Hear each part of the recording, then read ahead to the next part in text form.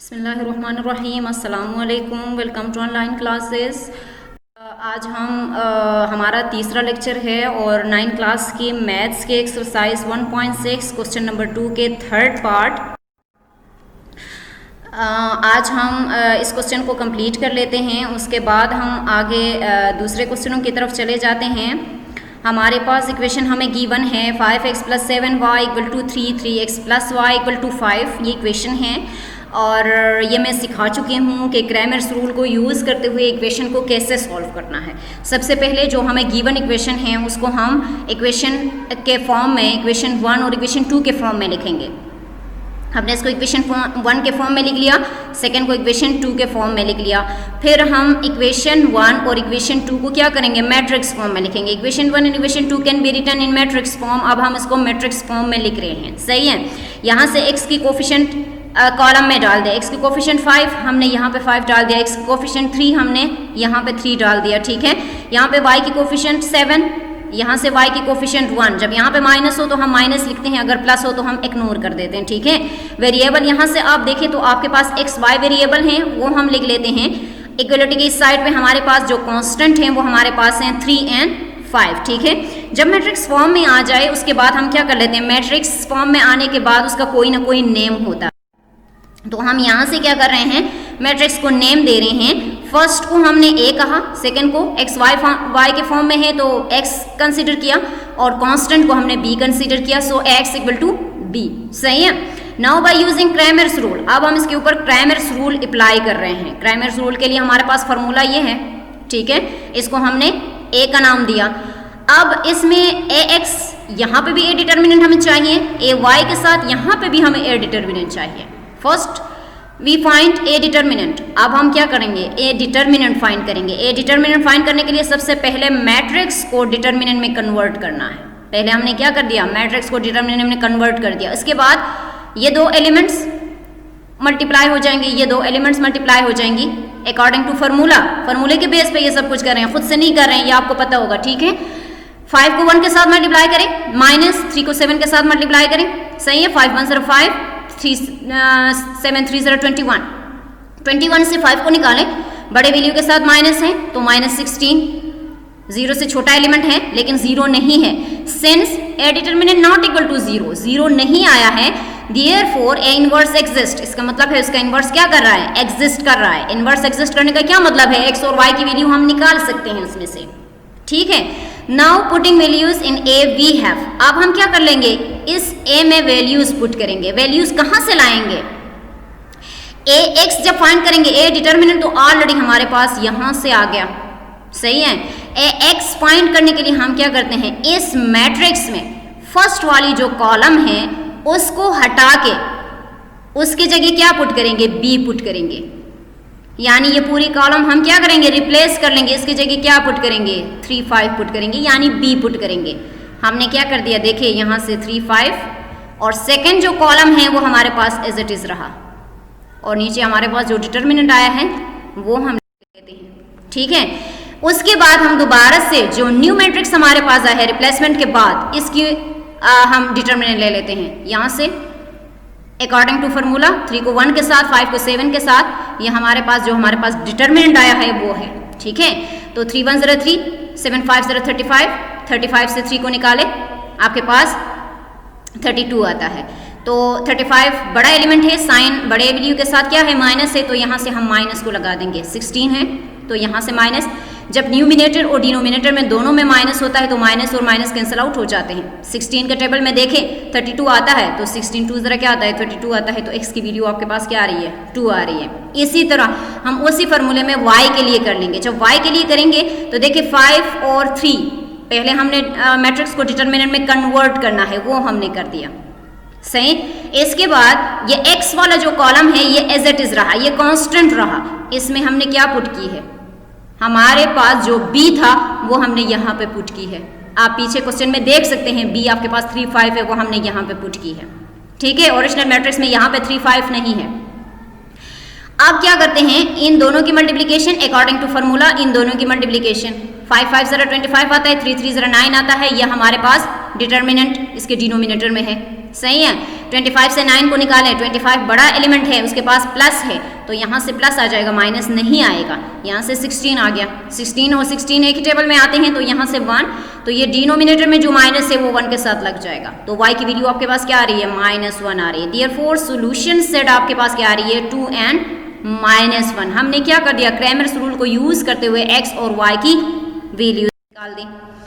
इसी तरह एक्सरसाइज 1.6 में क्वेश्चन नंबर 3 है, इसके कोई पार्ट्स नहीं है, ये पूरा एक क्वेश्चन है।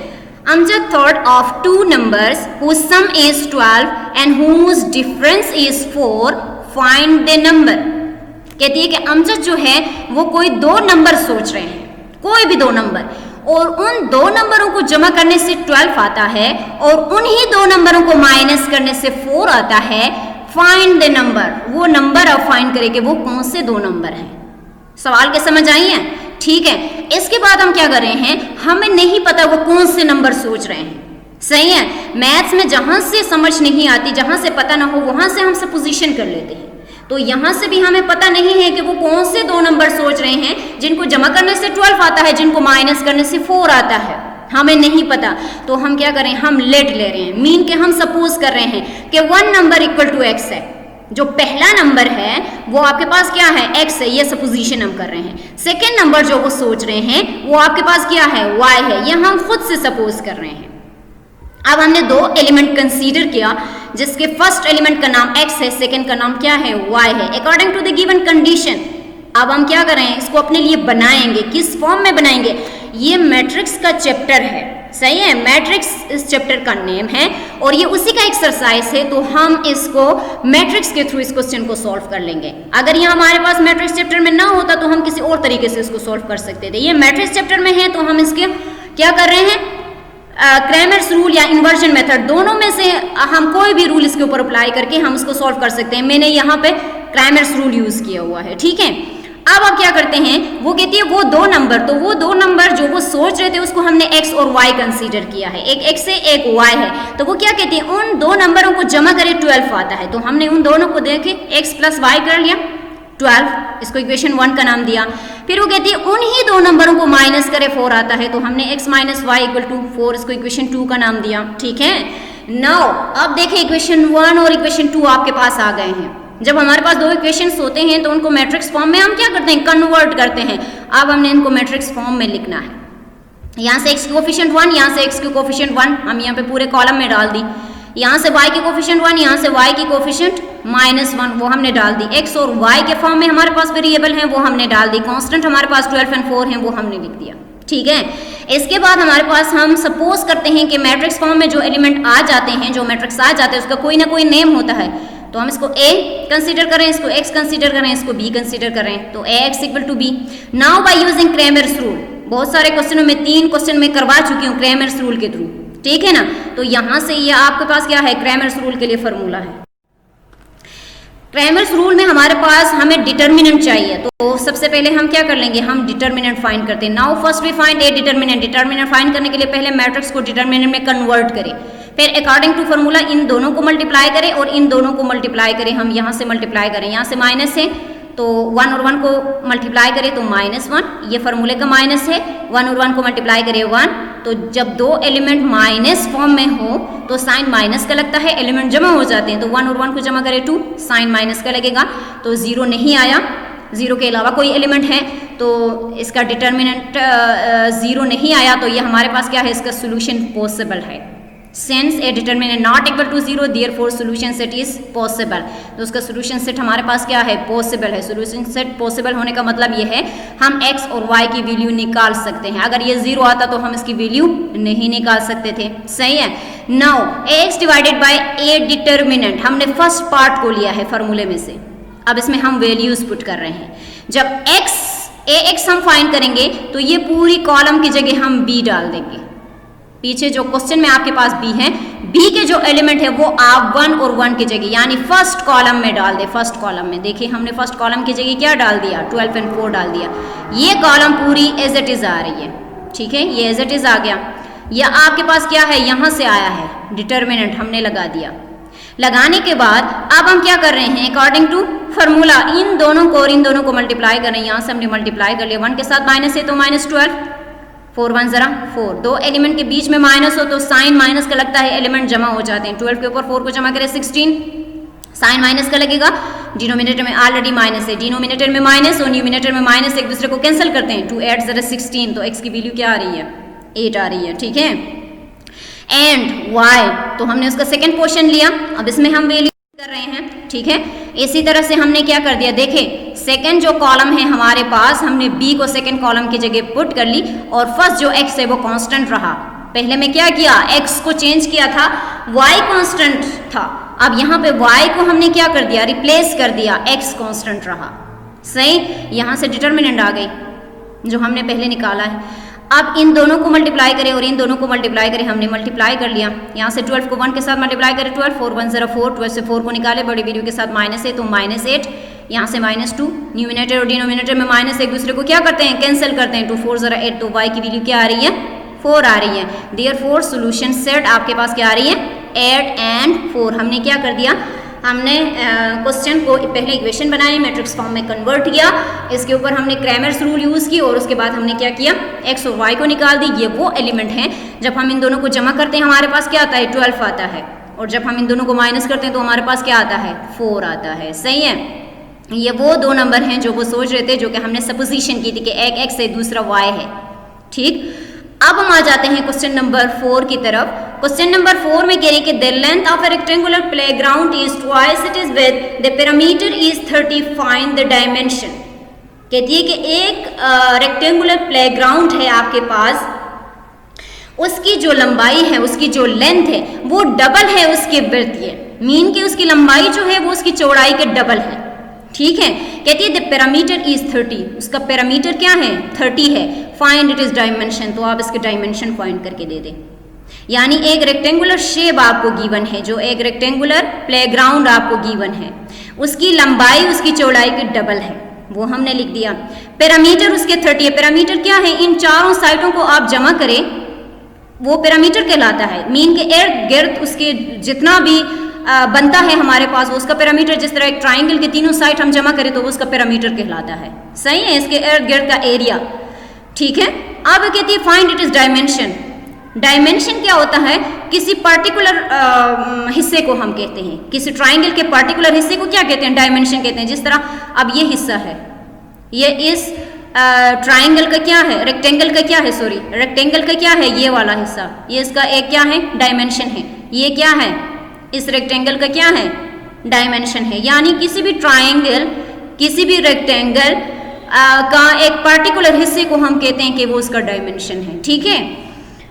अब हम क्या करते हैं, उसने तो बता दिया कि उसकी लेंथ जो है वो उसकी चौड़ाई के, लंबाई जो है वो उसकी चौड़ाई के डबल है, पैरामीटर 30 है, तो उसका डायमेंशन आप फाइंड करें। तो हम सपोज करें, अब हमें नहीं पता कि इसकी लेंथ कितनी है, इसकी विड्थ कितनी है और उसका डायमेंशन क्या है, हमें नहीं पता। तो हम सपोज कर रहे हैं let length of rectangular playground equal to 2x। इसने क्या कहा कि लेंथ जो है वो क्या है, वो डबल है, तो हम सपोज कर रहे हैं कि वो 2x होगा, सही है, डबल है तो 2x लिख रहे हैं। With of rectangular playground y, तो हम इसकी चौड़ाई को क्या ले रहे हैं, y ले रहे हैं, लंबाई को हमने 2x, वो डबल था हमने 2x लिया, चौड़ाई को हम क्या ले रहे हैं, y ले रहे हैं। ये एलिमेंट हमने कहाँ से लिया, हमने सवाल में से उठाया है। अब हम क्या कहते हैं, according to the given condition, सही है। अब हम अपने लिए इक्वेशन बनाएंगे, खुद ही बना सकते हैं, ठीक है। तो बनाने के लिए हम क्या कर रहे हैं, इस 2x को इस y के इक्वल ले रहे हैं, इन दोनों को ले रहे हैं, ये हम इक्वेशन बनाने के लिए कर रहे हैं, ठीक है।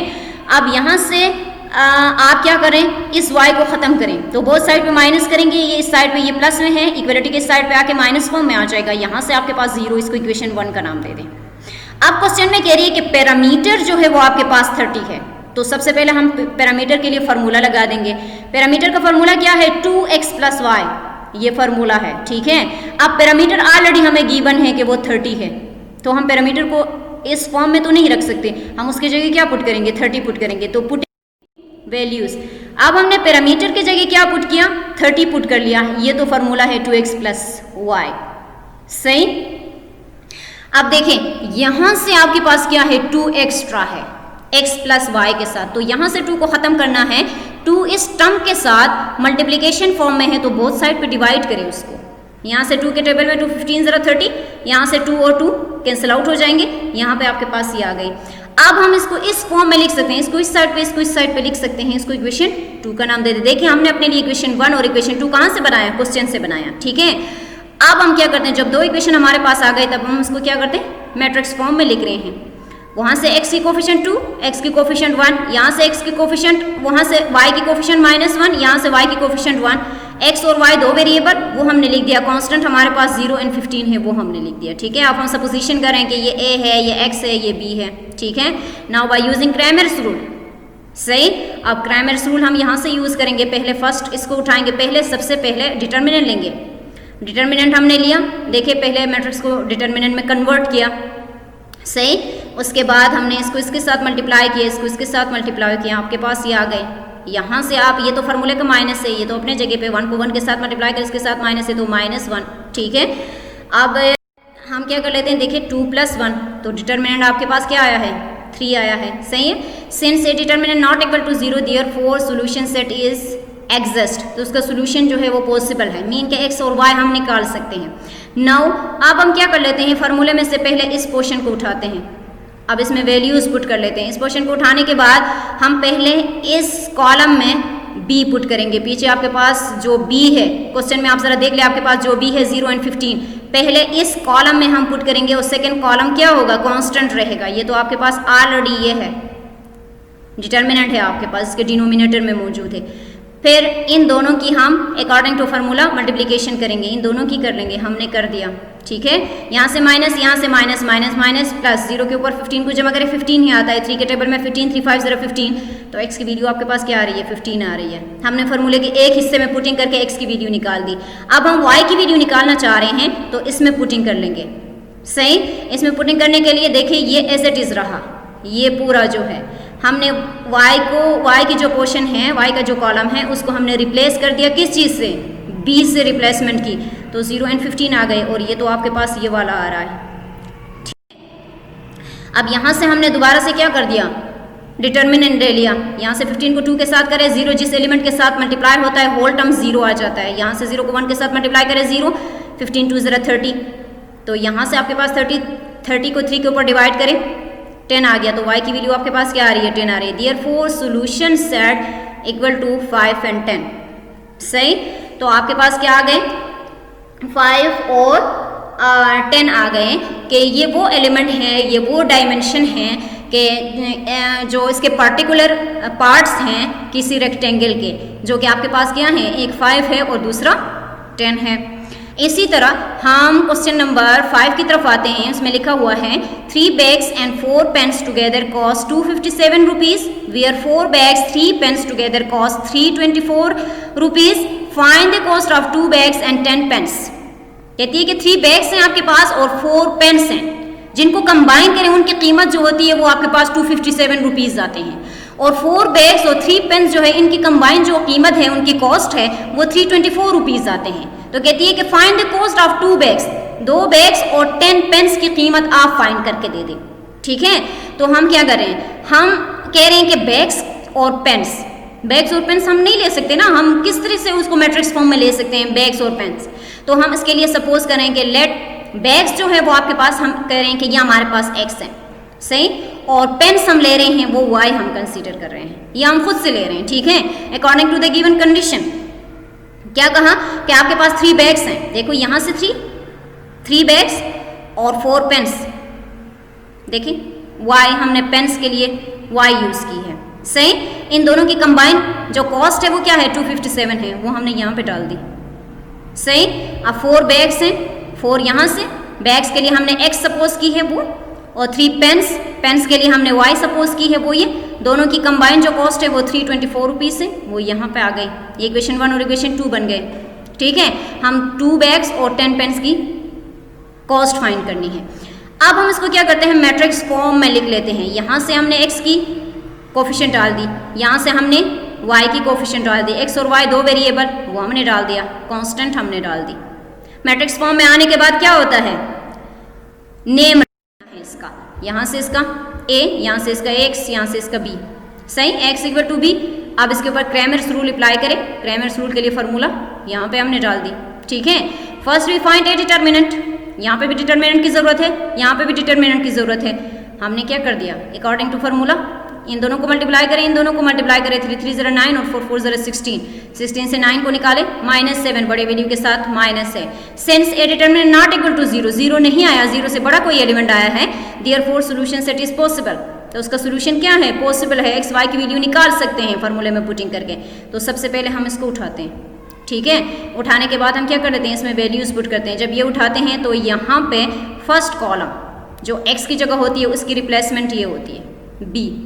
तो हमने b की वैल्यू कहाँ पे पुट कर दी, 3 और 4 की जगह पुट कर दी, देखिए यहाँ पे। और सेकंड कॉलम जो है वो हमारे पास क्या है, वो कांस्टेंट रहा, वो हमने यहाँ पे रख दिया, ठीक है। और यहाँ से जो डिटर्मिनेंट हमारे पास आया है वो हमने यहाँ पे डाल दी। अब अगेन यहाँ से आप डिटर्मिनेंट ले लें, इन दोनों की मल्टीप्लिकेशन करें, इन दोनों की मल्टीप्लिकेशन करें, वो हमने कर दी, ये तो एज इट इज आ, ठीक है। अब यहाँ से इन दोनों को मल्टीप्लाई करने से 7 7 1 आता है, -1296 आता है।